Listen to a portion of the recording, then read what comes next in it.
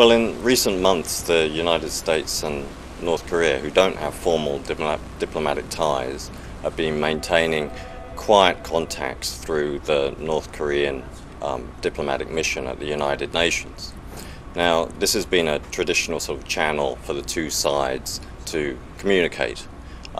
It was terminated at the final months of the Obama administration by North Korea. These contacts were resumed in the early days of the Trump administration in an attempt to secure the release of US detainees in North Korea.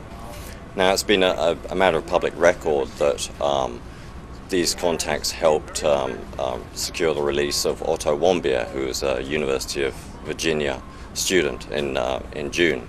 He returned to the United States in June and died shortly after.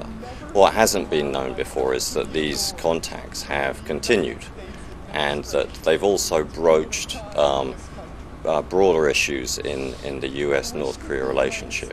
I think it shows that the two sides value the importance of maintaining some sort of communication, even as the tensions between them have increased.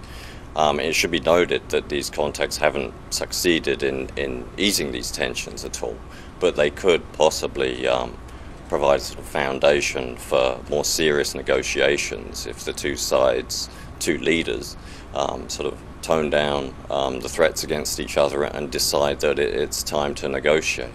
But actually getting those negotiations off the ground will be very complicated and difficult, because there's a lot of skepticism in Washington about North Korea's sincerity in wanting to negotiate about its nuclear weapons. I think that there's a lot of uncertainty about North Korea's intentions, but some North Korea watchers think that despite all the bluster and the threats, which are being taken very seriously, that it might test missiles that could land near the US Pacific territory of Guam. Despite this, North Korea has, in its own sort of convoluted way, signaled that it is interested in negotiations.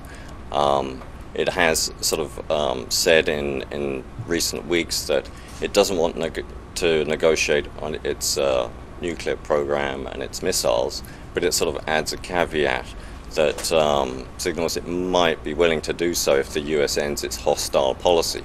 What exactly that would require of the US is not totally clear, and it doesn't inspire much confidence that negotiations can get off the ground, but it might